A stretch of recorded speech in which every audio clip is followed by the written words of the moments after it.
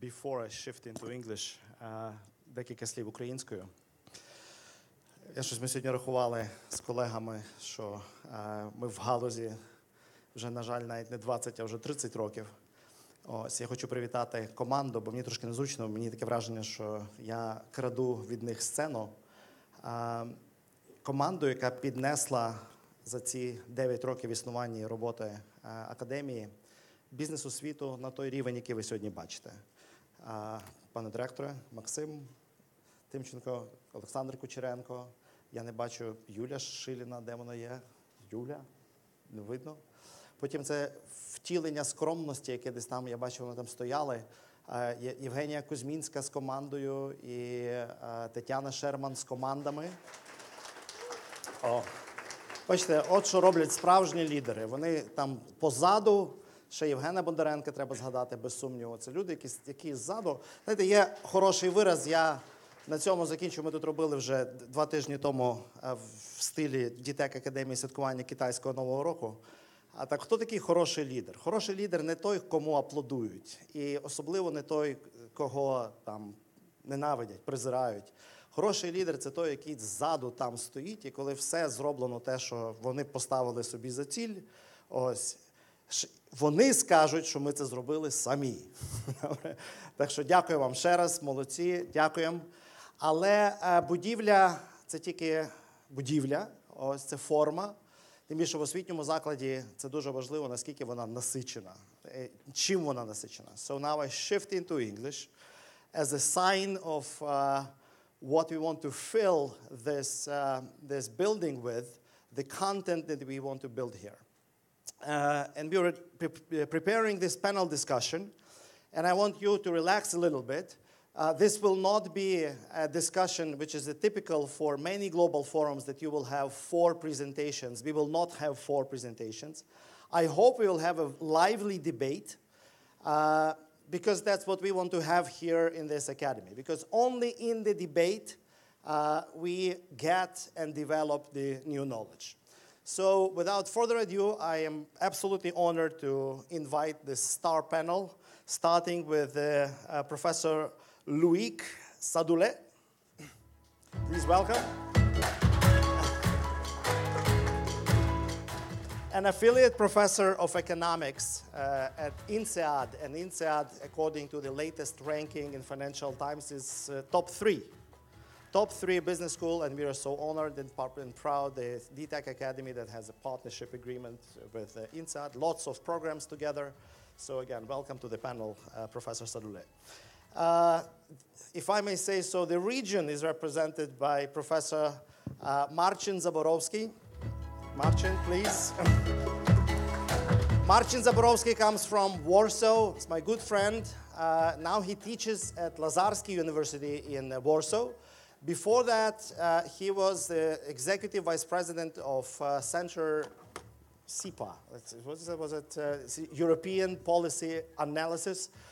It's a Washington, D.C. based organization, and Marcin led the team in Warsaw, studying and developing the policy suggestions for the whole region. And before that, he was an executive director of Polish Institute of Foreign Affairs. That's a government institution advising the Minister of Foreign Affairs. At that time, the Minister of Foreign Affairs was Radosław Sikorski, our good friend. So Marcin, welcome to this panel. Dr. Rajesh Tyagi, please. Also my good friend. We'll know each other for 15 years, I guess. Rajesh, we met at Kellogg School of Management, Northwestern University. Is it also in the top 3, Professor Sadoulet? I don't know, it should be. Maybe top 5, right? INSEAD should be higher, right? Especially that Dr. Tyagi is no longer there. So now we can crack jokes about Kellogg School. Well, anyway, now he is in Canada. He's in Montreal. He's teaching at Concordia University and a number of other schools, including the Indian Business School in Hyderabad, India. And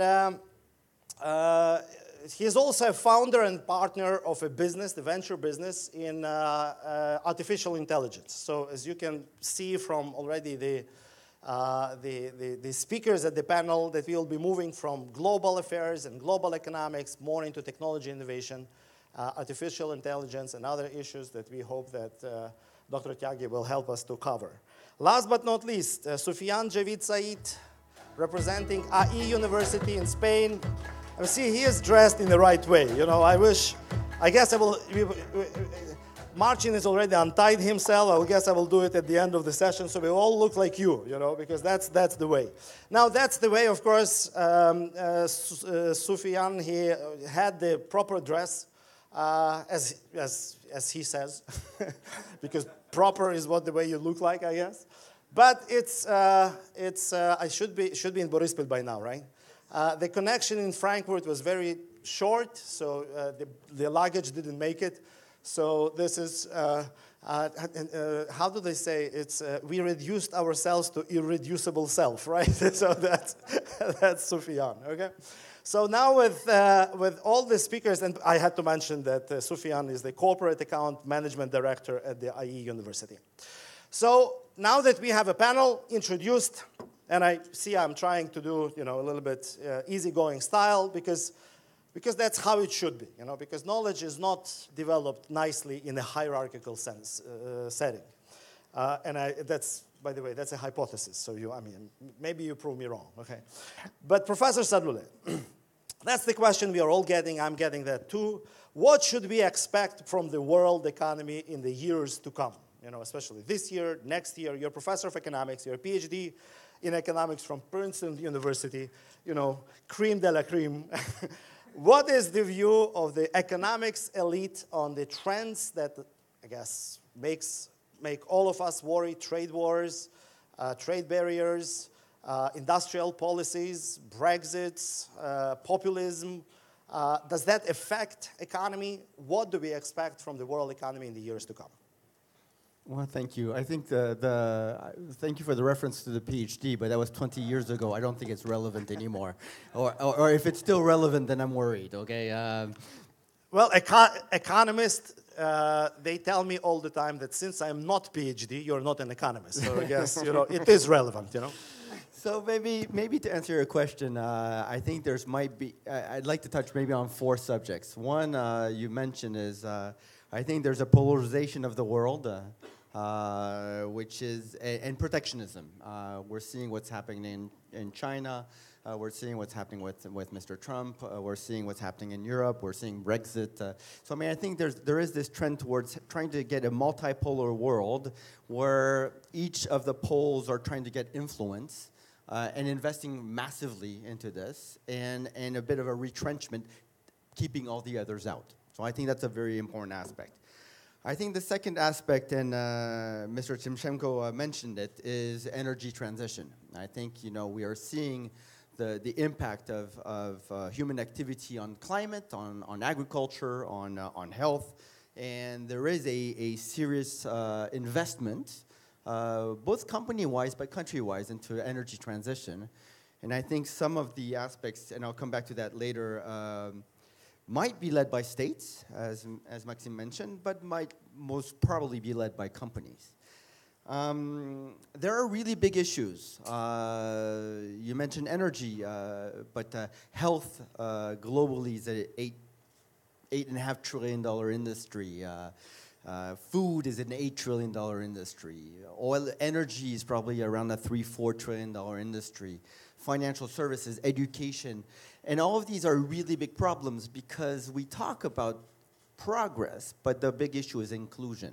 And I think one of the big aspects, and we'll come back to this with Rajesh later, but I was in Bangalore 10 days ago, and I went to see, if you haven't seen this, but look up Narayana Health. They do open heart surgeries for $900 on a heart. They do cataract operations for $30 an eye. And just to get you, their mortality rates are much better than in the US. But the point is using technology, machine learning, leading to artificial intelligence to bring access. And I think on the education sphere, and you see this wonderful building, a lot of that stuff is happening. And the last point is technology. And I think technology, if you look at these big problems, is going to be tackling these big aspects around again, health, education, energy, and not only in renewables, as Maxime was mentioning, but also some of the other stuff that DTEC is doing, which is around energy efficiency. So it's not about producing clean energy, but a better use of energy. So I think those are the four aspects: polarization, energy transition, the big problems, and technology to help inclusion. Thank you, Professor. See, I mean, it's already a style that we also would like to have here. Somebody who is learning presentation skills, you know, tell what you're gonna tell them, and then we'll tell you what you told them. Just, you know, 4 things. I do have one more question to you. Your bio at the INSEAD website says that not only you're teaching macroeconomics and economic development, but you're also leading the programs, INSEAD programs in South Africa, India, China, Korea, Japan, and Silicon Valley. And now into that list, you can put Ukraine too. We're so proud and happy. So based on that experience and based on that education, what are the key success factors for the developing nations? What are the key success factors that Ukraine can learn from? So number one, thank you for the invitation, and I look forward to discovering the new Silicon Valley at Unit City. So I think this is a very key aspect of energy that you mentioned. And indeed, it was started by one company in the Silicon Valley, and it became one of the global hubs of technology. And so I certainly hope that for Kiev and for Unit City. A lot of people talk about resources, you know, about the fact that resources are important. Let's bring that to another discussion later. Investment in innovation tends to be an important factor. Everybody talks about infrastructure, you know, roads, energy, telecommunication lines, openness to international. You know, so Sofian was saying that IE is the only more multinational place than he has worked than Emirates. But this issue of being open to ideas, open to capital, open to technology. But I think that the big aspect is in fact institutions, governance, the rules and principles of doing business. And I think that if you get the fundamentals of governance right, of institutions right, then you have investment in innovation. Then people invest in long-term projects to build the infrastructure. And then you can really take advantage of the resources. So governance has typically been on the back of governments, but increasingly you're seeing that it is companies that are driving these aspects of institutions, providing proper governance so that they can invest and therefore lead the innovation. So that for me is going to be one of the big aspects that are happening going forward, which is not only about obeying the letter of the law, but really obeying the principle of the law. And how companies are actually leading states into that. Professor Stolet, I have to ask you one more clarifying question, and seeing Vasyl Khmelnytsky here. For the last 5 years, we have a discussion with him about Ukraine's trade policy in different ways, okay? I am not going to tell at the moment, you know, which side, who is on which side, okay? Just maybe not to influence your opinion.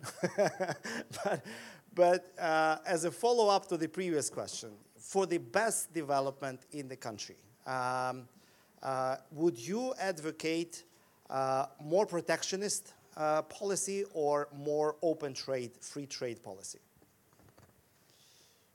If we learn from Singapore, if we learn from China, if we learn from Germany, if we learn from Switzerland, protectionism doesn't work.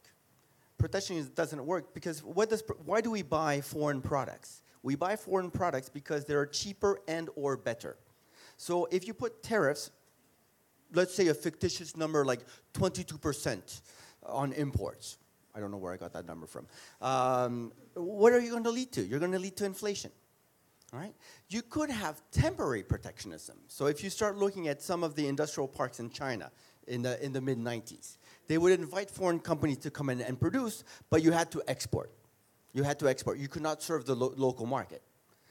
So that the local companies could be protected for a little while. It's the infant industry argument. But China said you're protected for 2 years. In 2 years, we're letting the big boys in.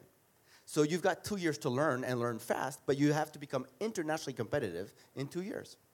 They did the same thing for high-tech parks, right? They did, and now they're doing the same thing for science and technology. So I don't want to get into an argument. I hope I don't. No, we will continue. I hope I don't get deported. Now we are neighbors, you know. So. I hope I don't get deported right away. But I think me too. Yeah. protectionism is a very dangerous recipe if it is to just hide low quality, low productivity. India is a case in point. It was protectionist until 1991. In the past. Yes, that's right. Yeah. Until 1991, India was completely closed. You just had very expensive stuff, very cheap. We had the ambassador. Vassily Ivanovich, just in case, Professor Sodlet was invited by the Academy, not by me. Okay, it was an official disclaimer. Okay, thank you, Professor Sodlet. Let's move to Professor Zaborovsky. Marcin, what's your take from the region? You represent this Visegrad group, so you research and you consult, advise the politicians and in some ways the governments in the 4 countries at least in the region. What's your take on those issues here in the region? On let's start with the best recipe for the development. Well, that's a complex issue because I mean it does have a. In my view, you need to look into politics to a great degree. Especially for you as a political scientist, right? Exactly. It works better with me because I know better what I'm talking about when I talk about politics, yeah, as opposed to economics. But I think we already touch upon the issues of protectionism. We touch upon the issues of free trade, and what has worked very well for the region. For those countries who did well was to avoid protectionism so far. There were and to integrate with a larger market, and everybody in the region benefited a great deal from it. It does come to the point in which you think that you went too far, and that point when you went too far is. When you see, for example, that you have no supermarkets, originating from your own country, selling products to your, citizens, really, yeah, and or that's why Marcin, you love Lviv so much, right? Because he's walking in Lviv and he says you're so lucky and happy. No Starbucks, no Costco stuff. Whatever, coffee. Well, you have all those your local outfits. It's very refreshing, yeah. That you are in Lviv and you have all these fantastic like coffee shops and cafes and so on, and you don't see them around in Warsaw almost at all. They disappeared, yeah. They gone, yeah. And it's both refreshing, but also the coffee is actually better in non-Starbucks, yeah. If you like, say in Lviv, Marcin. Just say it. I will stand up. So supermarket is one thing to be watched, I believe. Yeah. Banking is another sector where some countries in the region, my own included, went a little bit too far, and now there is rolling back. Same thing happened in Hungary also. So banking sector also and energy sector that would be another one where you need to be a little bit circumspect with opening too much, because it's a strategic sector, and like when Slovaks and Czechs open up too much, it was all taken by the Russians almost immediately. Yes. Do run open policy. Then with that, investment comes. With investment, R&D, increases, and you end up in a very different stage. But there are some sectors in which you need to be more protective than in others. a question on politics, but on region, because what's happening in Poland maybe has to be viewed as a regional phenomenon or not. I mean, that's a hypothesis. So what we see in the region is, and it's not only Poland, it's Poland, Hungary. I mean, you can add Austria to that trend as well. Czech, Slovaks shall see. The growing nationalism, the growing populism. Well, first of all, is this so? Why is this so? And what's the future?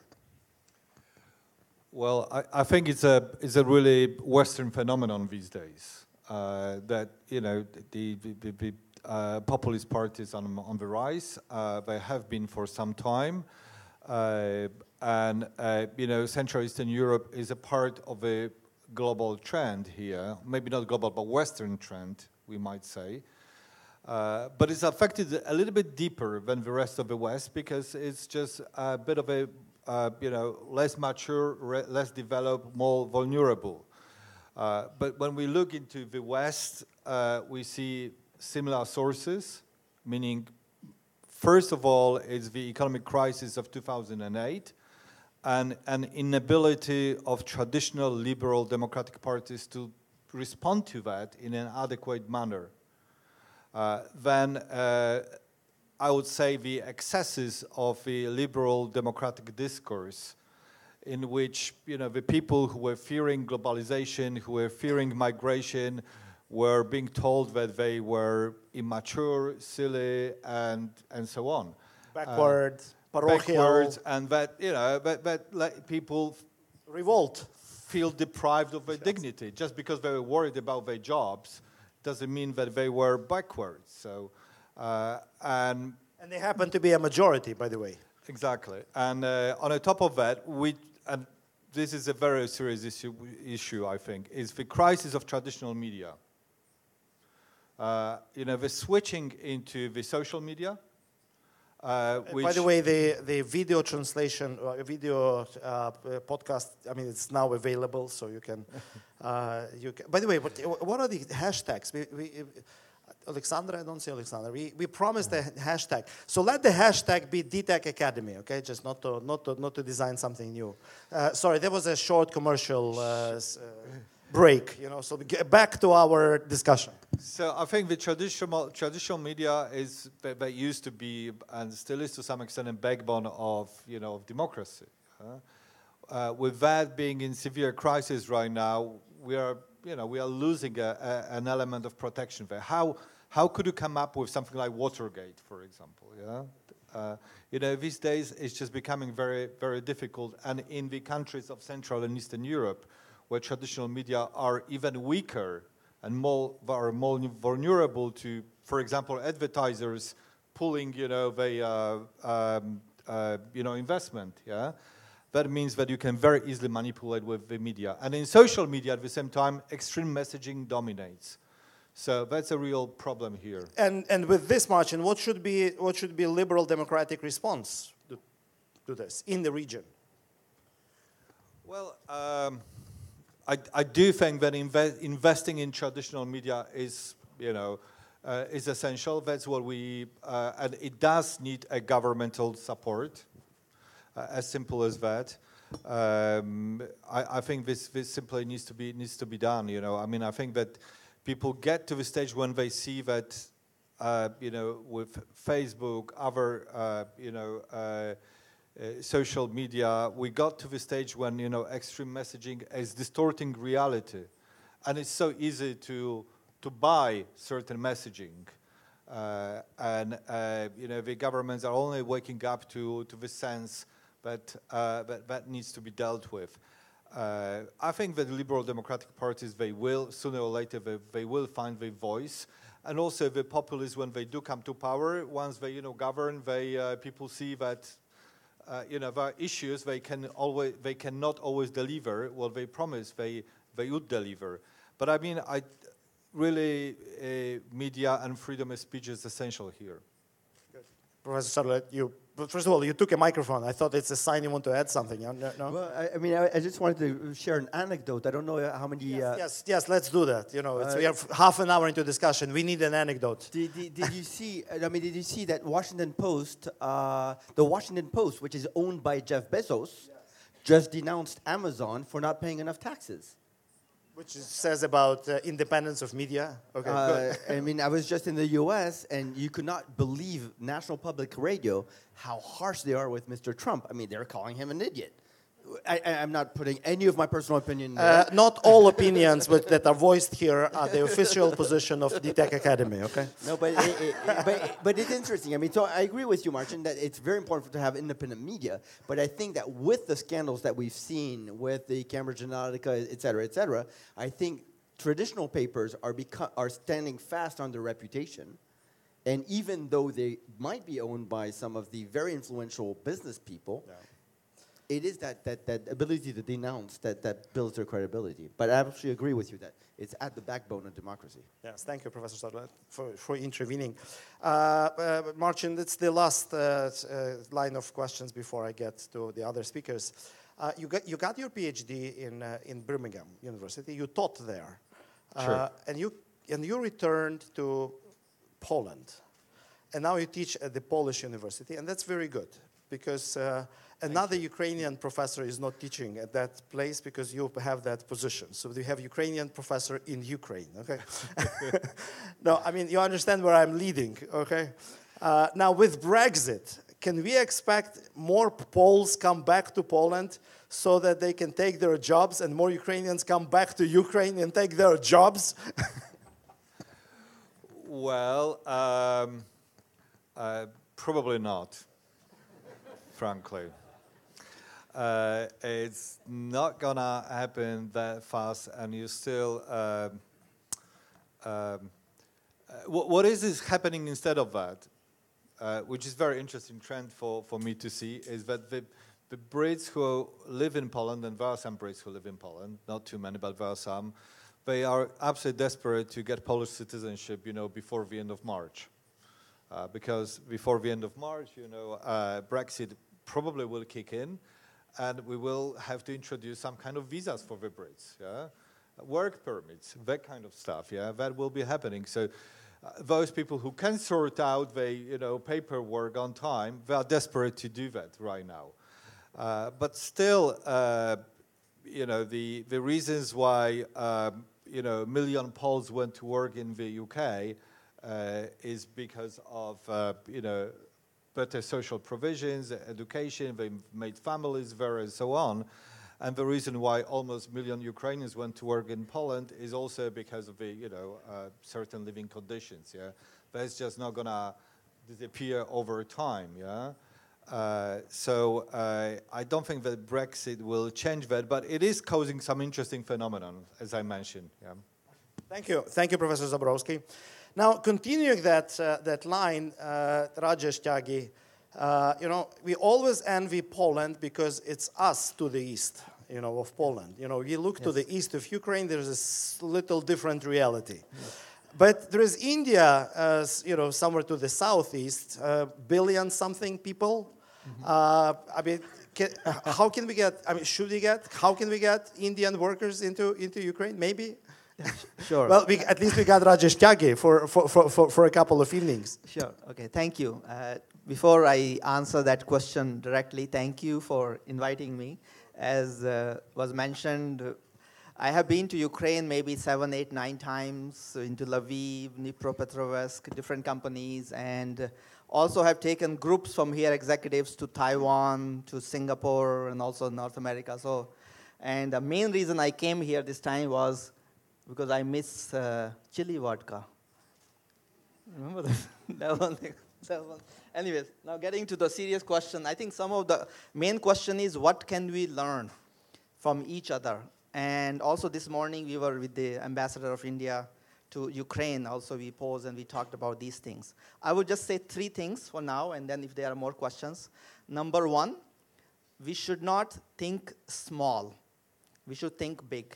Well, What it means? here's a person who comes from originally comes from the country with billion people, says, Yeah. you shouldn't think small, Yeah, but I will give you example because I also lived in Singapore for 5 years. So after India, I went to Canada, and Canada to Singapore, back to Canada, and USA, and back to Canada, like many different places.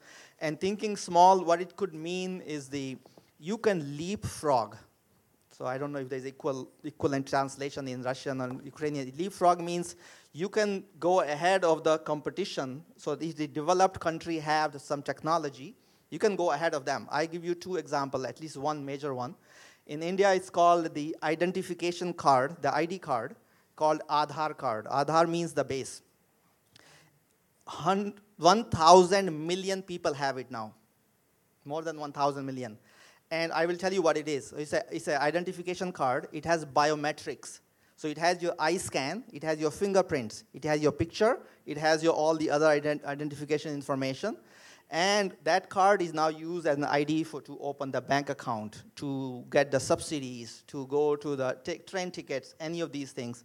Initially, that time when they were starting, no other country had the biometric. Now they have 1,000 million, means every day they were giving 1 million people this ID card they were making. I use it in my class. I say, imagine how many resources would you require to give 1 million people in one day. Each card takes 5 minutes to make because you have to do fingerprint, you have to do these things. And now they have covered more than 95, 98, 99% of the country, and it is used to ease of use, and it's a secure data, and many of those things are happening. Another part is the Singapore example. Thinking small means if there are how many, like 5 million that time, but 3, 4, 5 million people. So thinking small means you can't think small. We are a small country. We cannot go there. We don't have resources. We don't have the talent. They have made it happen. How they made it happen, the science park, how they made it happen, biotechnology, maybe the oil and gas. So that's number 1. Number 2 is what we call in the Indian context is the local solutions. So you cannot just take solutions off the shelf. This is in Canada, this is in USA, this is in Germany, and use it, and it will not work. India developed something called bottom of the pyramid. 60% people live in village. They cannot afford $5, $10 things. So local solutions through the mobile technology, the local solutions for affordable healthcare, affordable like micropayments, many of these financial fintech, all those things. So developing local solutions. That's number 2. And the third one is the more, I'm not so much into politics, but political stability. Having the long-term stability, or at least the investors, outside investors are watching and saying, hey, if I go there, what is my political risk? So something like having that political stability, not thinking small, developing those solutions, and the third is developing local solutions. I think these are the 3 things I would say at this point. Good. Rajesh, before we get into artificial intelligence, I'm told that we have a Deputy Minister of Economy here, Mikhailo Titarchuk. Where are you? You're there, okay. Why don't you come here, come closer? That's the Ukrainian minister, just in case. And he worked for, 5 years in Africa? 11 years in Africa. Yeah. So first of all, you can easily add to what's going on here, and maybe give some Ukrainian reflections on what you have just heard, because the next line of discussion we are getting into artificial intelligence, more technical issues. So here is Mikhailo Titarchuk. You have the microphone. Yeah. Good. Hello, everybody. My name is Mikhail. Yeah, thanks for my presentation. Actually, I spent 11 years in Africa, so you can't forget that experience. Quite interesting. So every day, the same day, but different situations. In Ukraine, actually, what I can say when we talk about innovations and what you're talking, we have our own experience. And of course, when we talk about economy, we have to understand that Ukraine has chosen their own way, which I would call investment development. For the time being, for 2018, we have 3.2 GDP for the last 3 years, based on economical issues, aggression, many, let's say, force majeure. We still keep positive dynamic. But unfortunately, it's not enough to have a quite strong development. And based on our, let's say, macroeconomical forecasting, we need 6-7%, which will give us 45-50 years to reach Poland. but it's not actually enough. We need more higher. The problem is that Poland is growing too, you know. Yeah. So that's why we need more than 67%. And based on our analytics, we have quite strong, and I think, Mr. Shermeta, you know our department. 3 factors where Ukraine can gain a more high rank.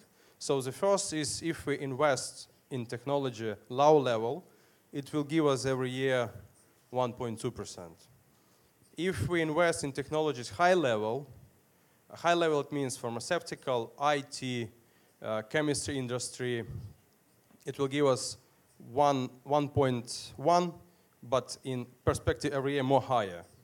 But if we talk about the third scenario, it's investment in, let's say, raw material, what we're doing recently, especially even if we invest in energy and mining, in perspective 5-7 years, high percentage, but in future perspective, then will be stoppage.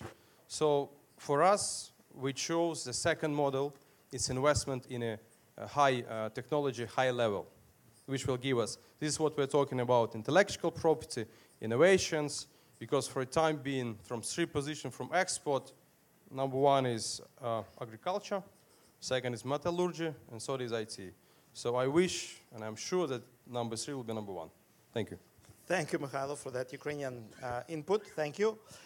Anybody wants to relate to that? Yes, Professor Sadulay, please. Rajesh, I will get back to you. Okay. Yes. Sorry, I just want to comment on Mikhail's point, because I think it's a very important aspect. And it's going to build on 2 other points also, which is when we talk about international openness to ideas. You know, Marcin kind of mentioned the issue of brain drain. But, I mean, if you force somebody back to their own country, that might be a brain in the drain, you know? And so the issue is, how do we encourage brain circulation? Yeah. So I'm very close to you because I lead the African initiative at INSEAD. And the idea is to say, you know, if we get a Nigerian, you know, we want to take the Nigerian woman back to Nigeria. No, if her best job is in London, she should go to London, right? But the grant becomes a loan. And if the Ukrainian guy wants to go and work in Namibia, well, then his loan becomes a grant. But because we don't want to put people in silos, we want to encourage this brain circulation, right? And I think this is a very, very important aspect, which is if we want knowledge economies, look at Singapore, look at China, look at India, it is a fundamental aspect, which is not cantoning countries to their own nationalities, but being open to international ideas. And Rajesh is a good case in point, you know, because I mean, he talks Indian and he looks Indian, but actually he does have a Canadian passport. There are many Indians like that too. Yes. Okay, so now tell us about this Canadian venture that you have with your Indian friends in artificial intelligence. All right, so the company called AI Quest. And so I kind of stopped my teaching job more part-time, and I'm investing in this more time. So what we are focusing on is in artificial intelligence, but the training and also the talent solutions. So number 1, I'll talk about the training part, and also the why artificial intelligence, and within AI, something called big data. And the data means the data coming in, and this is for the government and also could be for private companies. So right now you could have, I will tell you the hypothesis. You hear about machine learning, analytics, analysis of data, visualization. Our hypothesis is that data, what is coming in, is not of good quality. That is garbage data. You have to go back to the drawing board and first ask a question by the company or CEO or CFO or CIO, say, hey, this data what we are collecting, does it really align with my strategy? Maybe this was done 5 years ago. Let's do that exercise and have a data strategy. That's number 1. Number 2 is this intangibles in the service companies. I have written 2 books, and this is more about making intangible tangible. So when we talk about our tagline, this, by the way, the tagline, this ROE, I like that, responsibility, openness, and excellence should be at the end, and UP, United, whatever, the unity and the professionalism. So how to measure, for example, professionalism in a company. And I have talked at length, and we can come back, how to measure it in a quantifiable way. So making intangible tangible. So this is the right data comes in, and then we can do the analytics. So we are focusing on the big data, training. So Hadoop is one of those, like administrator level, development level, and the training at the high end. These are the high-end jobs, $150,000 jobs. People would be trained in that as well. And the second is like solutions for the talent, mobility for the talent. So if somebody needs 5,000 engineers, we can get those 5,000 from Bangalore, from different places, Hyderabad, Pune, or Silicon Valley, different places. So those are the two areas we are focusing on. Eventually, we want to have more and more training material, like a diploma and accredited course. And that's where probably over here, and whether it's Academy, DTech Academy would like a separate wing or separate unit just focusing on AI, machine learning applied to the energy management. And within the Indian context, I used to work and still work with an institute called Power Management Institute. So Power Management Institute over there is an in-house, supposed to be in-house university for one of the energy company. And now they are a separate entity and they do solutions, they do trainings, even for other energy companies as well. So what we are doing within the AI Quest is providing solutions, also providing training, and also providing talent from different parts of the world. Finally, Rajesh, to you. You mentioned what courses should be there, but what should be the format? I mean, you teach yourself, you learn yourself, and you organize the trainings. You know, what are the new formats that you may suggest here for the Tech Academy to use as the most productive, effective, and advanced? See, the formats within the corporate setting and within the outside corporate could be different. So some of the format like hybrid, you can go from the distance learning, hybrid to face-to-face. All of those things can be provided. And then the self-learning tools. So for example, distance learning, we have a very nice cinema right here. We talked about that. We were saying, how could we use that for cinema we were talking about? Well, you could use it for distance learning who are at the other locations. Or could be hybrid. They can come here for one day and the rest could be in a distance learning. And then also the face-to-face. Of course, there is no substitute for face-to-face. But also within the self-learning tools, we can provide them, and also could be variety of those tools as well. Can you provide it? Good. Here's the person that can no longer wait, you know. I mean, got his mic, No, sir. trying whether it works. I just wanted to So go ahead, to jump share in. something about distance learning. So, I mean, different people have different definitions of distance learning. And we were actually talking about this. So for us, actually, distance learning is the same as pass the second row. So pass the second row in a classroom is distance learning anyway, because you need to put in the same amount of effort to get the third row or the last row to focus as when you do an online conference. So, you know, that's why we're so careful of inviting people in the first row, you know. So thank you. Before I actually go ahead, I want to just thank everybody here. We feel really honored to be here from IE, also at this panel, to be with these professors and such accomplishments. The good thing about going last is you can just say, I agree with everything that they said. And I'm looking at the clock, so it doesn't give you much time. And it's wrong, you know. Okay. So just, it's fake clock, you know. So I know I won't get an opportunity again, but I just wanted to congratulate everybody over here. When we spoke to you yesterday, he gave us an idea of what this academy looked like, but nothing prepared us for when we actually saw it. And I just have one word, wow. So congratulations to everyone behind this. And we look forward to working with you. So rather than actually share where management education is going or what are the trends, you can find this everywhere. Yeah, you can go probably to works of INSEAD, what our professors are saying. So what I thought I'd rather do today is maybe just share with you some of the things that we're doing and how we can maybe open up the scope of doing things, so formats, things that we're doing to change mindsets as well. So I've got about 3 points, and I'll just try to summarize them. And of course, if you have any questions, if you don't understand, because we will be open for questions as soon as these are also terms that I recently picked up. So a lot of people ask us, so you're a relatively young school. We've been around only 40, 45 years. And every school likes to brand itself, saying, hey, we're good at innovation, or we're good at entrepreneurship, or we're good at finance. And there's some schools that are very good at consultancy. So we sort of did this session sitting back a few months and saying, what are we really good at? And we looked at our programs, we looked at the kind of people that come to our programs and the people who pass out. And there were two words that really stood out, which was growth and innovation. But again, growth and innovation is a very generic thing. We were also talking about how everybody says doing online is digital. And I want to learn marketing, but I also want to learn digital marketing. No, all those things have changed. All marketing is digital now. So we wanted to look at really what is growth and innovation. And we came up with the 5 ways of actually doing growth and innovation. And the different types are, you've got personal growth, you've got professional growth. These are the reasons why people come to work as well. You've got teams that you want to grow, you've got organizations that you want to grow, and also, what I see from here is you want industries also to grow. So how do we really do that? We don't just want to go in, we want to say, all right, let's try to do something 10% better. No, we want to go in, we want to show you how to disrupt. So how is the mindset that we want people to have when they disrupt? So it's basically explore, execute, and then disrupt. Which then brings me to my second point, where I'm sure you've heard of this term called VUCA. Have you all heard of VUCA? Yeah, for those of you who don't know what VUCA is, it's basically the world we're living in. It's volatility, uncertainty, complexity, and ambiguity.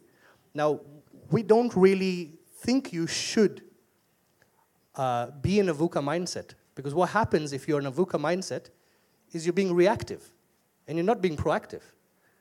And if you are in that mindset, then you're always catching up. So you can't leapfrog, you can't think big.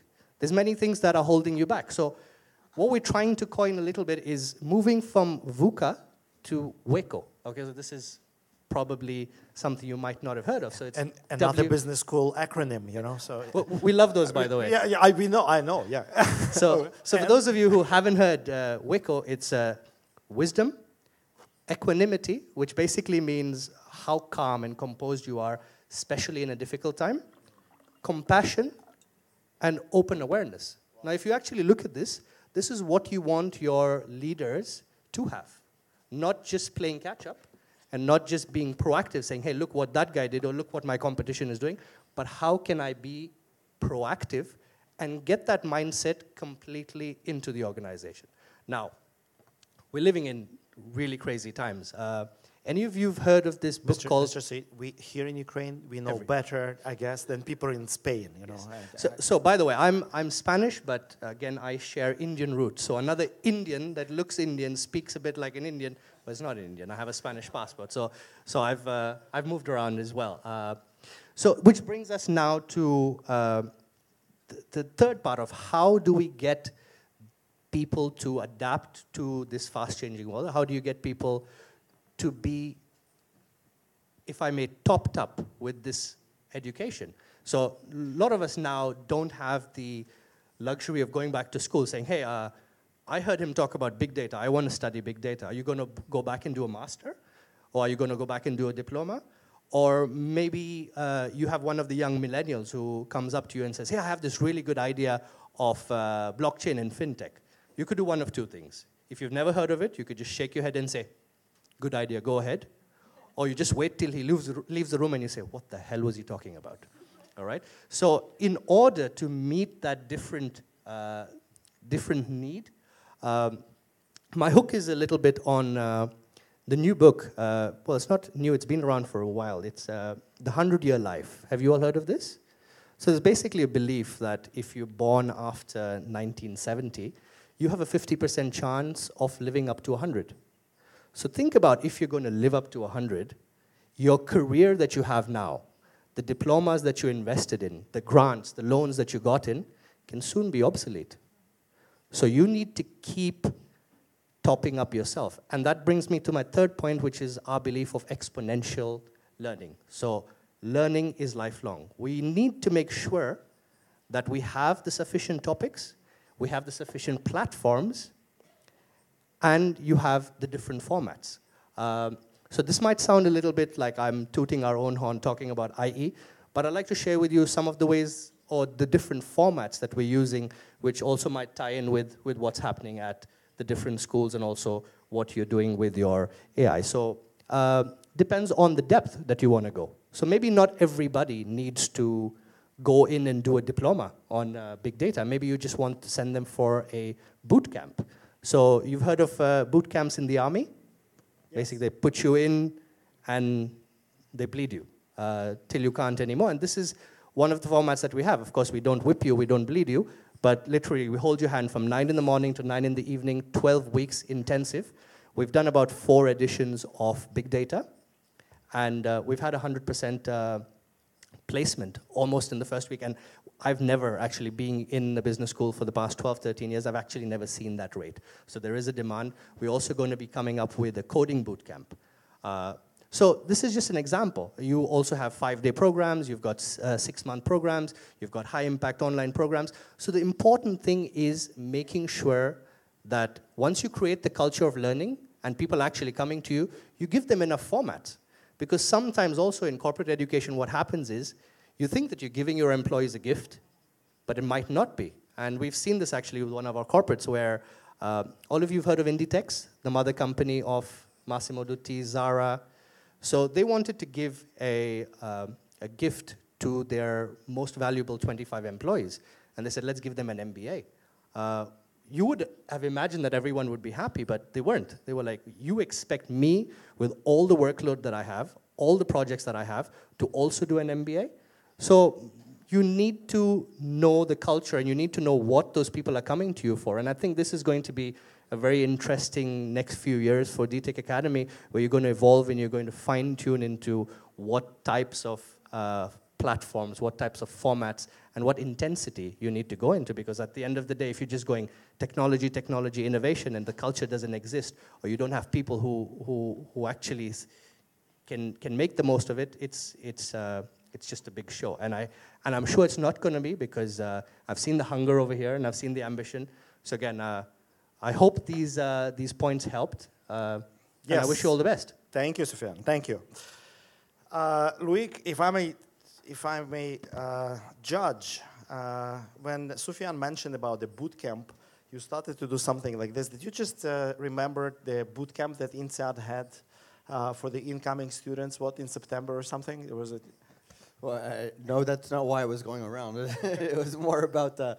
The clock switched off, so the clock switched off, so we're here gave up. Tomorrow morning, yeah. No, I think it's back to this issue of saying, I think I agree with everything that's been said on this aspect, that digital, online is not digital, right? I mean, in class, at least here, you know, we're operating on hot information. I can see that people are shaking their heads, and therefore I can react and I can adapt my speech. Just putting professors online, you're going to cold information. You know, and I think of a story of a company which is still employing 2,500 people gluing posters in France, advertisement posters. And they decided to go digital, and so they put a screen. That's not digital, that's just digital paper. It doesn't tell me if a Ukrainian woman is looking at it, or if an Indian guy is looking at it, or if people are even looking at it. If nobody's looking at the screen, you should jump up and down and say, so it should be smart. Right? And so the idea is even, you know, if we were really looking at digital at DTech Academy, every one of you should have, you already have a device, your phones. We should have the software, which is actually telling us what you're thinking about on these screens. And I think, back to smart energy, smart living, smart buildings, smart cities, we need smart classrooms. And then eventually, we can put them online and talk about distance learning. Thank you, Luke.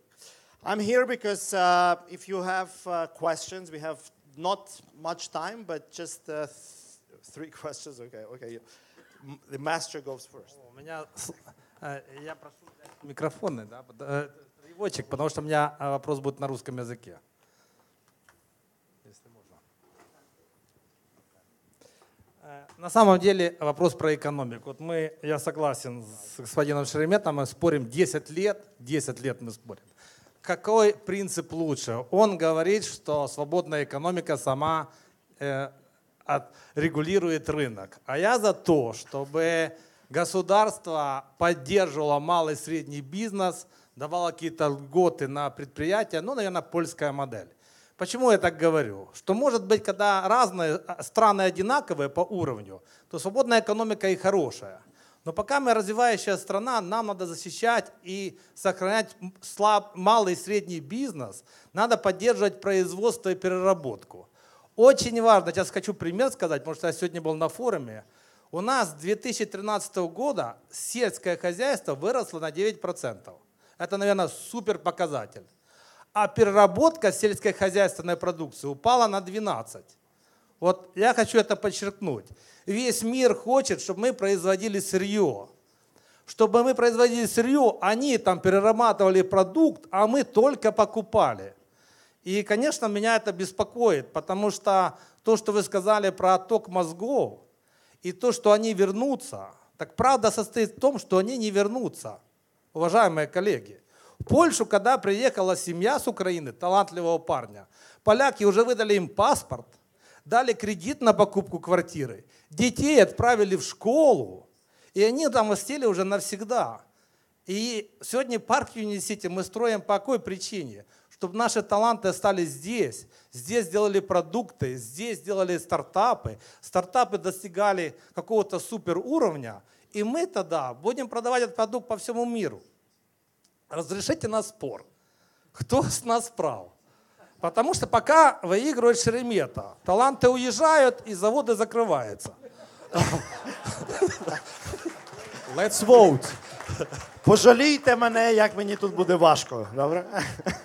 Can I comment? Sure, go ahead. Yeah, Quick. Да, должен ответить человек, который с развивающейся страной. Потому что я понимаю, Канады, что Канады.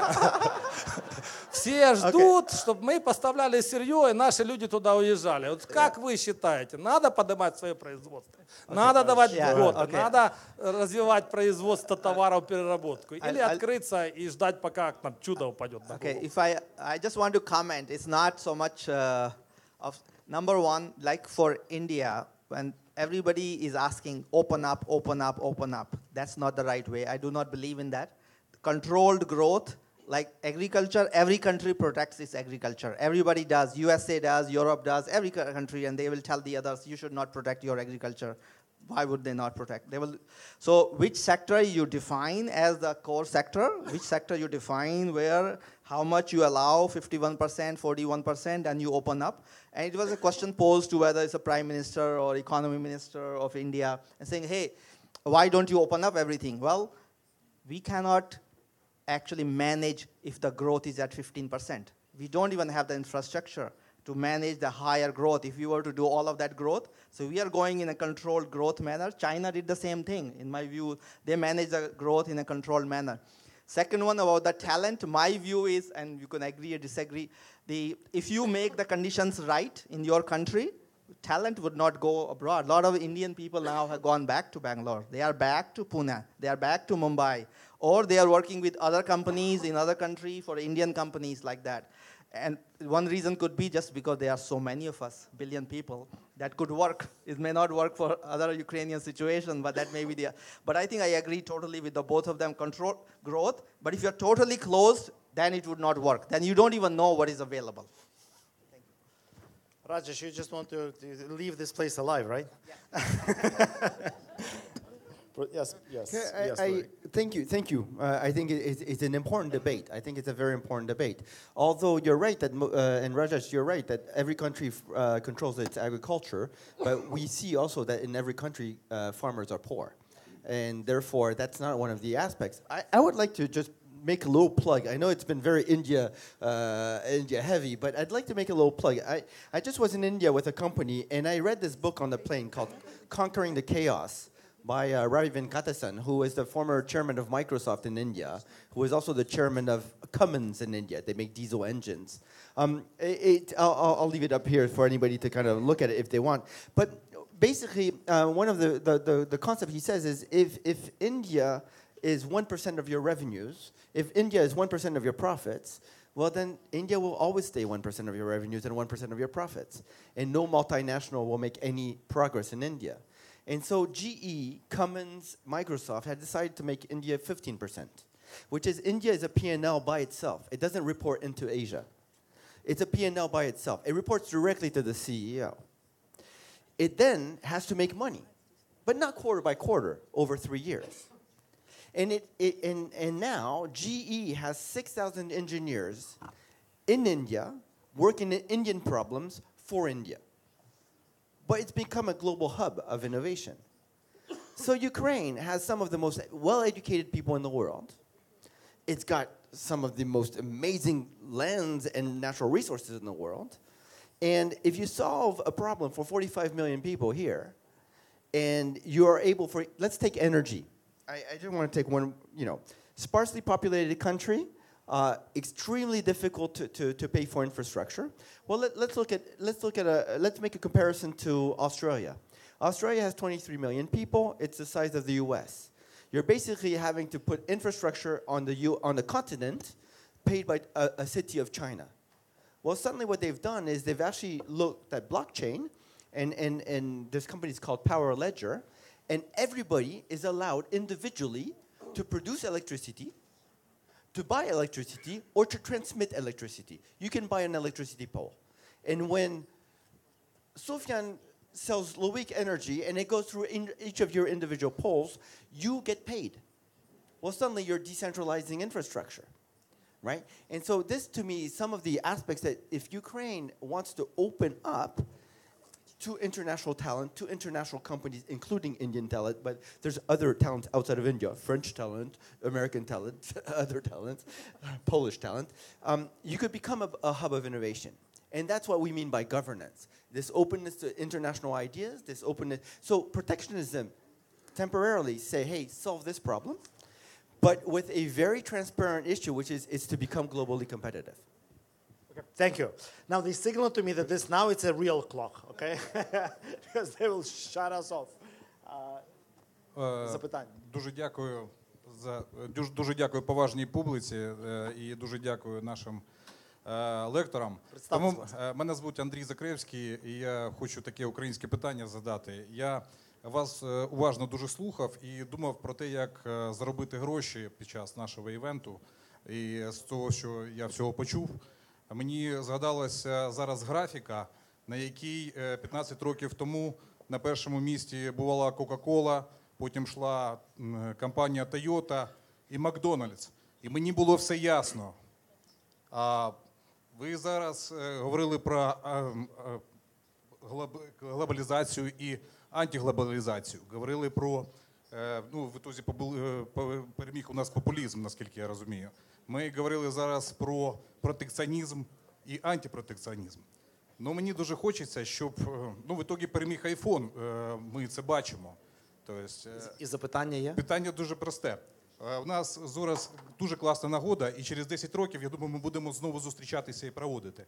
Я би хотів, щоб кожен із вас назвав би хоча б 2 ресурси, в яких би українець зараз би вклав свої гроші. Дороги. Did you get the question? This will be the last one, okay? So, and this will be the ending. So, what are the 2 sources, 2 industries that you would invest in Ukraine? Sorry, I just want to jump in because this is actually something I heard during my last visit over here. There was an event, the Ukraine-China investment conference that was run by Horasis, and we were writing down our aha moments about Ukraine, and this is something that I learned, and it's good to see that you're working on electric cars and energy solutions, and I found out that Ukraine actually has the largest deposits of the raw material that is required to make batteries. So I'm sure you already know about that, but as an outsider, this was something that really got my attention. And of course, this does sound like a cliche, but when I see how educated the people are, the level of English, and their technical proficiency, that's obviously the second thing that I would invest in, and you're already doing it with something like this. Thank you, Sofian. Rajesh? I think it was, Sofian didn't mention that lithium was one of the very good source within the Ukraine. All the mining to lithium, there's a big potential there. Everybody needs that. Number 2 would be technology, the IT technology, whether it's in government, whether it's a private companies, all of this IT to AI related. There will be a big investment for the next 10 years. Marcin? I'm not entirely sure that I got the question, actually, because I had some issue here. So what was the... The question was investments in Ukraine. In your view, where would you invest in Ukraine? In which industry or which sector? Energy will be one. That's right. That's Yeah. correct answer. Good answer. Yeah. And IT will be another. IT will be. IT will be another because you're really good at it. So, there are lots of talents available around. Good grade, Marcin. Yeah, we got it. Yeah. Are we allowed to name companies? No, I'm just kidding. No, Just one. yeah, exactly. No, I think your point is, I think that the point of looking at certain companies who really invest in technology and in knowledge, I think that would, so rather than a sector, I would actually invest in companies that are investing in technology, really thinking about future aspects on organizations of cities and of energy, and therefore on knowledge. So technology, knowledge. Technology and knowledge, and energy. Being one of them. And lithium. Okay. Thank you very much. Thank you. Oh. I'm fine. Thank you. Sufyan, Rajesh, Marcin, and Luik, thank you very much. It was a wonderful panel. Thank you. For those of you who want to learn more, unfortunately, Luik is leaving too early tomorrow morning, so he cannot be with us. But next time, we'll be happy to, I guess, to host your masterclass, your meetup session. But Marcin, is it 11 a.m.? I think it's 11 a.m., right? So Marcin will go on for an hour and 20 minutes more on the issues that he has discussed here. Tomorrow, I guess somewhere here, right? I guess in this building. And then Rajesh and our director for innovations, Emmanuel, where are you? Yes, can you? Yes, you will be joining Rajesh tomorrow, and it's 1 p.m., right? From what I know, right? For the discussion on innovations. And artificial intelligence and the tech innovations and other things. This is already our little contribution into this neighborhood and ecosystem of knowledge, information here at the Unit City. Once again, Luik, Marcin, Rajesh, Sufyan, thank you very much. And Pavlo Sheremeta. Thank you. By the way, thank you so much. And the official hashtag of today's evening is Sheremeta is the best moderator ever. Вот на слово без пробелів. Thank you, Sufyan, for complimenting Ukrainian speaking fluent English. Thank you very much. And by the way, you mentioned like the perfect term for my marriage. It's VUCA. Volatility, uncertainty, and whatsoever. And Rajesh, thank you so much, because now I can tell you that I am officially the only Ukrainian who currently lives in Canada but make money in Ukraine. So I'm like that's what I call a brain circulation. And by the way, you were like the only person, officially the only person, foreign person, who pronounced Dnipropetrovsk perfectly. I'm gonna tell you why. It's not an anecdote. That's a real story that happened like 7 or 8 years ago. Maybe you're not into football at all, but there is a very famous Dutch football club which is called Ajax. I don't know how it's pronounced in Dutch. It's Ajax, maybe. Yes. And they were playing in Dnipropetrovsk. The city was called Dnipropetrovsk there. Versus FC Dnipro. And the commentator from the Netherlands could not pronounce the name of the city even once. So what did they do? They actually put the camera on the streets of Amsterdam, and they asked and led all these commuters, strangers, like people to pronounce this name. And after that, they had super final. Because when you can pronounce Dnipropetrovsk, now you can pronounce the name of the neighboring city, which is also in Ukraine, is called Dniprodzerzhinsk. No, that's a true story. I'm not kidding. Now with the decommunization, we just changed the names just to be integrated in the world community. Thank you so much. Now we switch to Ukrainian. Ми не дарма зараз згадали про такий всесвітній досвід, тому що зараз ми справді будемо переймати найкращий всесвітній досвід в дизайні, в мистецтві, в урбаністиці. Сьогодні ви, коли ходили новою домівкою Академії ДТЕК, ви зрозуміли, що все ідеально, все продумано до найменших дрібниць, але в мене постійно було відчуття, що деякі маленькі дизайнерські елементи я бачив в якихось ресторанах, а потім зрозумів, що головний дизайнер Сергій Махно, і все стало на свої місця. Так от, зараз спеціальний гість, який розкаже про досвід впровадження енергоефективних технологій, урбаністики, мистецтва і все це, яке зробило, ну, по-доброму, хайп у світі. Пані та панове, наш спеціальний special guest. Давайте підтримуємо його оплесками. Daan Roosegaarde. Yes. Thank you. Thank you. Hey, good evening, ladies and gentlemen. Really good to be here at the opening of the DTech Academy. And Maxim, it's so great to hear your personal ambition and passion for the transition we are all in, from traditional energy to future energy to mind energy. How can we use design and technology to shape this new world? I think that's what everything combines and connects today. And maybe, you know, we live in a world where these ideas are more important than ever. So today we start, in a way. Today we start on this mission for clean air, clean water, and clean energy.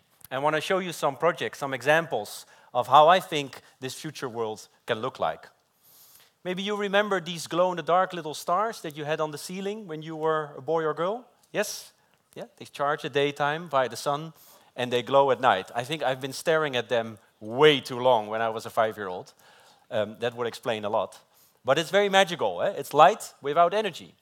So 5 years ago, we went back to the lab and trying to make this material more durable, more light-emitting, more sustainable. And while we were working with the experts to do this, we got a request from these guys, Van Gogh, the famous Van Gogh Foundation, who wanted to celebrate his 125th anniversary. And they came to me and asked, can you make something to make him feel more alive again? And I like that question a lot. Like, how can we sort of learn from history and at the same time make a statement about the future? So in a way, we sort of started to connect the material research and the beautiful, famous starry nights. And after 8 months sort of tweaking and tuning between our own research and the questions that we got, we made this. A bicycle path in the area where Van Gogh lived and worked in 1883. So it charges at daytime via the sun, and it glows at night up to 6 to 8 hours. So it's a place of experiment, of learn, of pragmatism, of poetry, and you can go there every night for free. No ticket needed.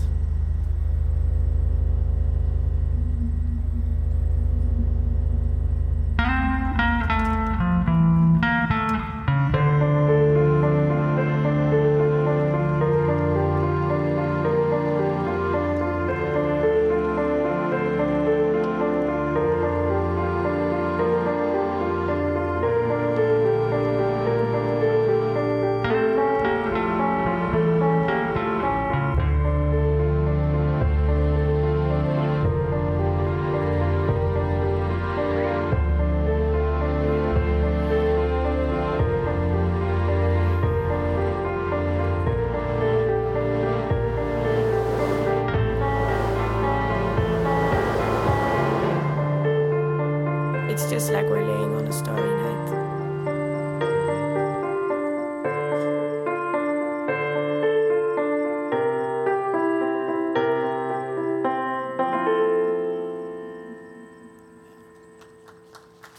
Thank you. And this was really cool because when we launched this, and this is like 1 kilometer, and not super big, but it was very interesting because suddenly it became very famous. BBC, CNN, Reuters, everybody sort of jumped onto it and wanted to write about it. And why was that? Because it's very interesting when we talk about mobility and innovation, usually people always talk about the...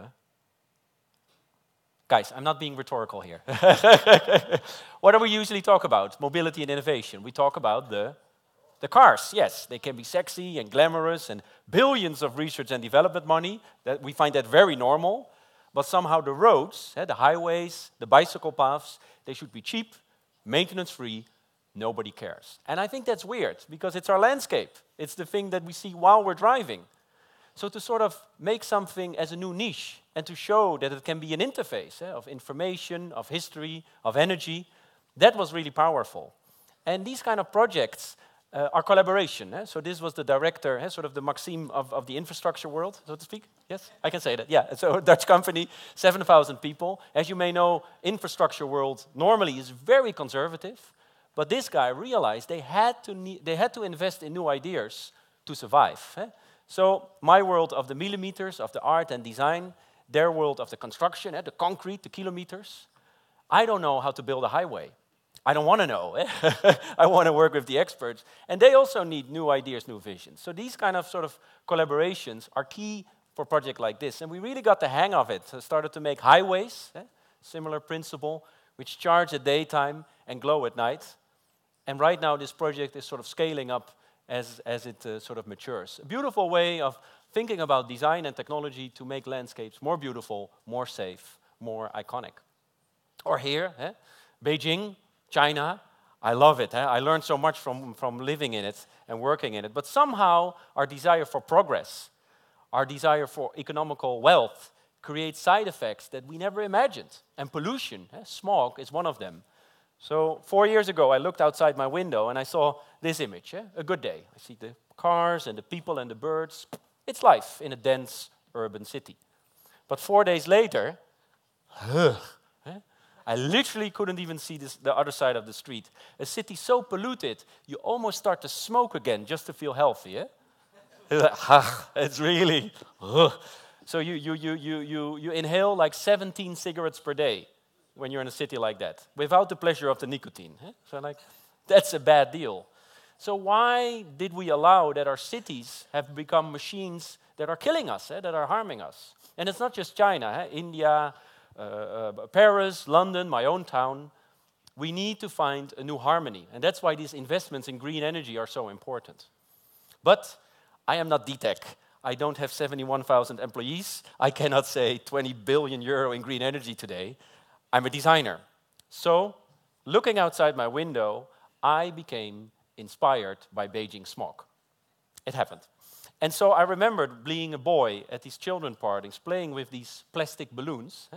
When you polish them with your hand, they become, electricity. Yeah, it's electricity, static. They rank, then your hair goes, It's free energy in a way. It's beautiful. Science, nature, a gift from planet Earth. So I was thinking 2 days later, can we use that kind of principle, that kind of technology, to build the largest smog vacuum cleaner in the world, which sucks up polluted air, cleans it, and releases it? Let's make clean air parks, clean air towers. This is how it started. And you put some smart people in a room with a pizza hotline, and you say, nobody leaves until we have a prototype. I think that's a good formula for DTEC Academy as well. Like sort of, you put these different type of people, you give them a challenge, you give them a mission, and you get to work. And 1 year later, we built the first one. So it sucks up 30,000 cubic meter per hour, running on solar energy, capturing 30,000 cubic meter per hour, so that's like the size of a soccer stadium. PM2.5, PM10, the ultrafine particles, and then releasing the clean air, so we have parks which are 20 to 70% more clean than the rest of the city. Chinese started to call, how much, how much? That was interesting. And we started to produce a whole series of these sort of smog-free parks. And let's be realistic. Of course, one tower will never solve the whole problem of a city. And of course, we need a long-term investment. But I believe that by creating a place where people can feel the difference, where you can share the difference, where you can show the difference, that's how you sort of work together to make a whole city smog-free. And the locals started to call it the clean air temple, enjoying it. So for me, beauty, when we talk about beauty, it's not about another boring Louis Vuitton bag or a Ferrari. Excuse-moi, but like maybe that's not the real beauty anymore, but maybe the new beauty is clean air, clean water, and clean energy. And these kind of projects sort of emphasize that and put these values on the front line. Also here, Poland started to adopt it, India, Mexico, Colombia. But also nice things happen, sort of little gifts. You see these little dogs here? You see them? They look really happy, And so the day of the opening, I arrived, and my project manager, Nick, picked me up at the airport. I'm like, is everything ready for the opening? Big opening, a lot of media. He's like, yeah, everything is up and running, the tower, we've done the measurements, we have the scientific values, etc., all good. And I came there, and I saw tens of these little dogs hanging around the tower.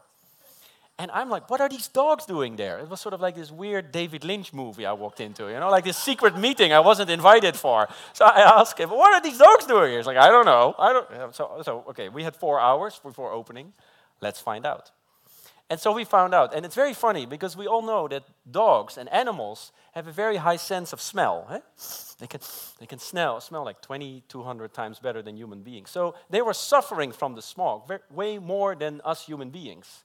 And so they were smelling the clean air from far, far away.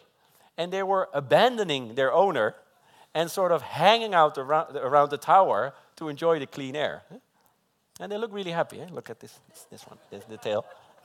This one tries to be happy. A bit depressed. Yeah, this one tries to be happy, but it's too small. Yeah.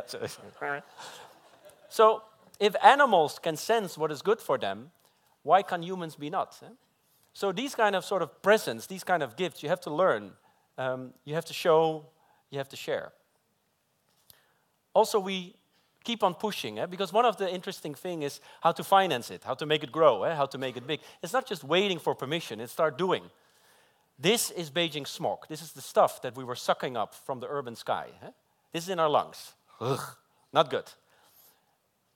We had buckets of this stuff standing in our studio, and on the Monday morning, we're like, maybe we should do something with this stuff. Maybe in the future world, waste should not exist. Waste for the one should be food for the other. Think as a network. Think as nature. Nature also doesn't have waste. So we put this under a little microscope. 48% is carbon. And we all know that carbon under high pressure, you get Diamond. diamonds. Yes, very good. Oh, that's interesting. So inspired by that, we compressed it for 30 minutes. And we started to make smog-free rings. And so by sharing a ring, you donate 1,000 cubic meter of clean air to the city where the tower is in. And what was interesting is, we put this online, Kickstarter, a crowdfunding campaign. And so suddenly, people started to pre-order it. But more interesting, they started to prepay it. So the finance we made with the jury, the money, helped us to build more smog-free towers. That's the new economy, that the waste is not the problem, but the activator, the enabler. And it's a beautiful way of showing what you can do with waste. Here, I have one here with me. Yeah. Who wants? Yeah, thank you. Yeah. Who wants to get married? Yeah, no. Oh, okay. You can show it around. Yeah. No, this is Ukraine. You shouldn't do that. Yeah, this is very dangerous. Sorry. Yeah. She said yes. Yeah, good. Anyway, I'm in a world of trouble. Yeah. No. So what was interesting, besides the money, because money is everywhere, what was beautiful in a way was community. And we talked about it in panel discussion. These are real photos. New York Times validated that. Real wedding couples where he proposes to her with the smog-free ring. As a sign of beauty, as a sign of hope. A couple from India living in the United States. And they started sending us this photo. So we were like, whoa, that's a big thing. So we called them, and she said yes to him. By the way, they're still married. I sometimes check in with them. Somehow I feel responsible for this marriage, but well, I am not. But so that's a big thing. That's the one ring you don't want to lose. Or here, Prince Charles from London, as the cufflinks. So I think if we want to face the new world with all of these challenges, let's not be naive. It's problematic. Rising sea level, air pollution, green energy. How do we get there? Well, we need technology. We need science. We need smart people. We need to make it work. But we also need imagination. We need love. We need to make it shareable and need to make it personal. If it's just technology, we just become more lazy. If it's just symbol, there's no impact. Combining these two worlds creates a true story and a true new world for me. This is how I like to work. And here we are, DTech Academy. So this is for my academy in Rotterdam, the Dream Factory, the studio that I have. So this is where the team of designers, engineers, architects, project manager are. So I just want to emphasize how important it is to create a place where you can experiment, where you can learn, where you can prototype, where you fail. You're gonna fail. That's part of it. If you don't fail, you don't learn. It's not going to be fun. It doesn't feel nice, but it's part of it.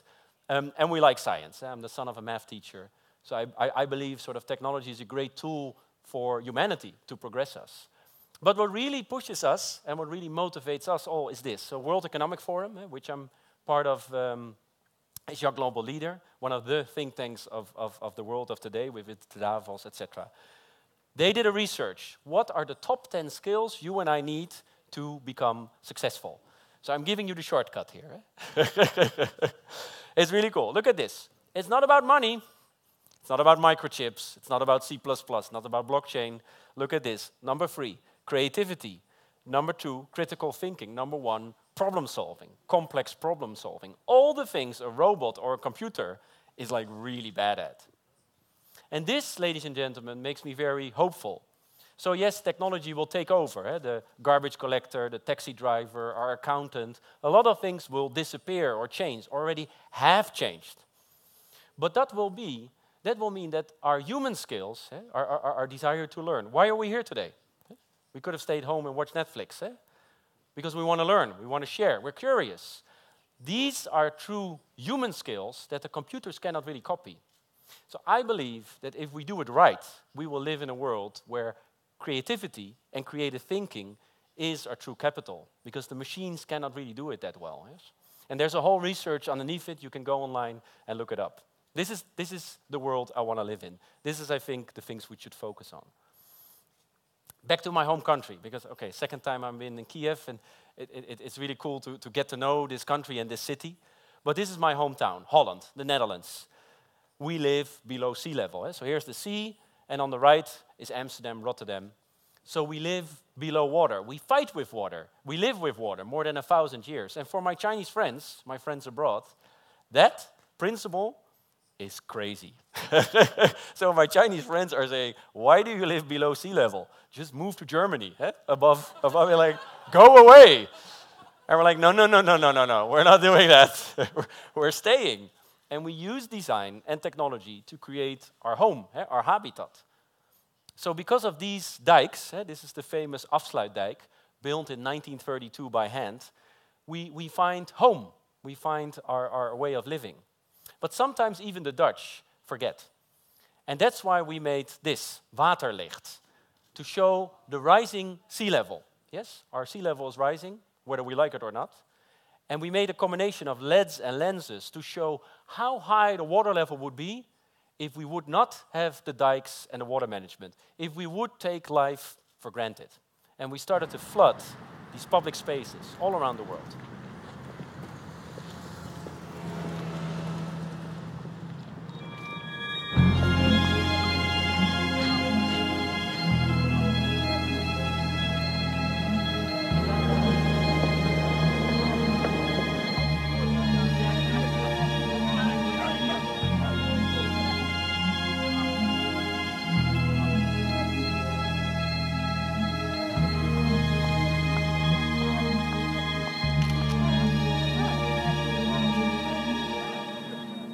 Best wel spooky. Spacey. Ja. Wat ik het gevoel dat ik erbij krijg is een beetje onderwaters. Dat je onder een laag zit. Ja, best wel mooi, vind ik. With the waves above us. And it's magnificent. Ik weet natuurlijk dat we beneden zeeniveau zitten, maar ja, zoals je het zegt, zou dat niet zo fijn zijn als ik dit opeens over me heen ga voelen, nee.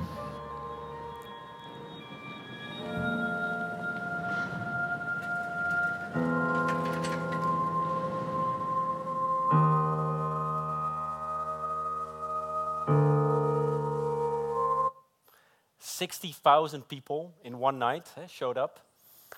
And yeah, thank you.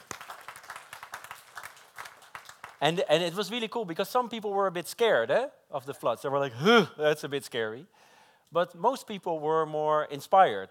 Can we make floating cities? Or can we generate energy from the changing in tide? So I think it's so important to not just do only things on screen and digital, but to create physical experiences where you come together and not be sad or scared, but be curious. Yeah? There's a real power in creating these kind of collective experiences in that way. So back to this famous dike. Oh yeah, notion of wonder. Huh? we were reprogramming their brains. Yeah, that's really cool. So back to this famous dike. So because of rising sea level, it was in need of renovation. And our Minister of Infrastructure came to me and asked, it's beautiful, it's functional, but it's also our culture. It's our identity. This is our Eiffel Tower. This is like our Chinese wall. This is our, what's holy in Ukraine? What's the national symbol? Veronica. Perfect. Great. I'm just kidding. Okay. We'll get back to that one. Anyway, so this is our identity. Can you make something to highlight this iconic value? And that was really cool to work on. So we started to look at what is already there, because we wanted to work with light and energy and poetry, but we realized that all technology, like LED or cables or wires, would break down because of the salt and the rain. And there's no electricity on this dike. It's in the middle of nature. So we looked at what is already there. 60 floodgates. They open and close the walls of water. If these fail, we drown, we die. So we started to renovate them. They look beautiful. They're like monuments. They're like temples. And at the same time, we're like, okay, but hey, hold on. Of course, there's already light present on this highway, which is the light of the sun. Yes, very good. And what else? Water, yes. That's a good one. Yeah. Cars, yes, very good. The cars. That's interesting. So inspired by the wing of a butterfly, which uses a reflection of light, we started to design. This is very interesting. If you ever feel down in search of meaning of life, you look at the wing of a butterfly. It's really smart. So this is not a pigment. So the pigment, the ink in your clothes will fade away, will break down because of UV light. Not the wing of a butterfly. On the microscopical level, it has a sort of texture that it absorbs, mutates, reflects light. And that's why the wing of a butterfly always remains vivid. It's really super smart. So we dragged our Minister of Infrastructure into the story. This is our minister. And mimicking the headlights of the car, prototyping. So 3 years later, 324 people, they look like monuments again, temples. This is daytime, and this is nighttime. So this is permanent. You can go there every night with hopefully your electrical car, not fossil, and experience the future or the present world of a landscape which is energy neutral.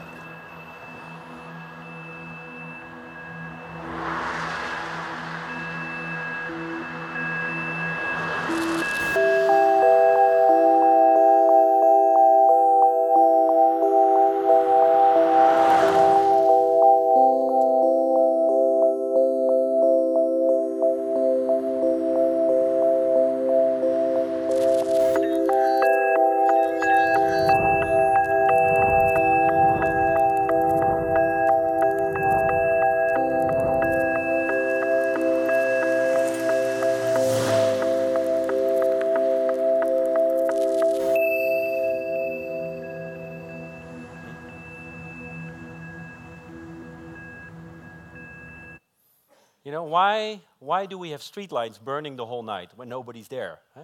In general, that's not very smart. And how can we use what is already there and sort of upcycle it, upscale it? Also, what is interesting about this sort of, rather simple but effective technology is that there's only light when the cars are there. So when nobody's there, there's no light. There's no light pollution, which was very important because this is a nature reservoir, a nature area with a lot of birds migration. This is how I like to see the future, ladies and gentlemen. Practical, poetic, and futuristic at the same time. Last one, as we sort of evolve. This is our most recent endeavor. So we have clean water, clean air, clean energy. What are we looking at? Space, yeah, okay. So what are we looking at? Atom, yeah, no, good answer, but wrong, yeah. What are we looking at, guys? Come on. I'm not going to say it. Water, no. Ants, ants? I like ants. Star, no. Sun system, no. Oh, I like this. Sorry? New galaxies. That's a really good one, but also wrong. Yeah. Some bacteria. No. Come on, guys. Come on. What's in the center? Pollution. Very good. This is space junk. This is the Earth. This is all the space waste around us. More than 8.1 million kilo of space junk is floating around our Earth. So somehow we're not satisfied ruining our Earth. We just keep on going. 1957, launch of Sputnik, Apollo, pieces of satellites and rockets started to collide and created this layer of junk around our Earth. And the weird part is, nobody really knows right now how to fix it. ESA, NASA, they have ideas, but no solutions yet. And why should you care? Why should we care, you can wonder? Because, okay, it's bad, but it's very far away, 220,000 kilometers away. Well, if a tiny, tiny particle like this, very tiny, it goes really fast, 27,000 kilometers per hour. So if it hits something, it's like a bomb. So if it hits an existing satellite, satellite explodes, more collisions, etc. So it influences our communication, our GPS, our future 5G, no more Facebook, no more DTEC website, no more Facebook. And we started to say, we are going to launch the Spaceways Lab. So we're not smarter than NASA because they're super smart, but we're designers. We can make connections. This is our upcoming 10-year program to clean space. So we're working with ESA. These are the European Space Agency, sort of the NASA from Europe. And the most viable is a net. High-tech, but simple net. The thing is, nobody really likes to clean up. It's like when you're a boy or a girl. You don't want to clean up your room. You want to watch television, eat popcorn. So we teamed up with them, and we said, okay, but if you capture it, if we get the funding to capture it, when it somehow is captured and attracted to the Earth, the moment it hits the planet Earth, what happens? It burns. Yes. So waste is light. Oh, that's interesting. So can we create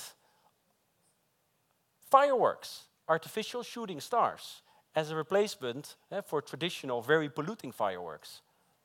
And it appears, yes, we can. So this is what we're working on now.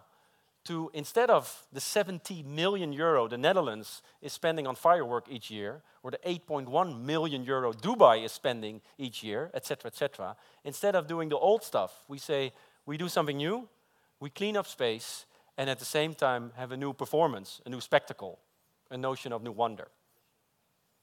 Ladies and gentlemen, I hope I gave you a bit of an idea of how this future can look like. The importance of technology, but always combined with imagination. And again, it's been great to be here and to feel the passion and the evolution of that. I feel we're in this transition. It's not going to be easy. It's also not always going to be fun. Most of the time, but not always. But there's no way back. If we don't invest in new ideas, we drown.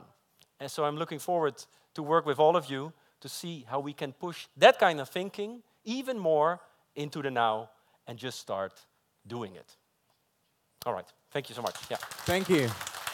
Thank you so much. You've inspired us.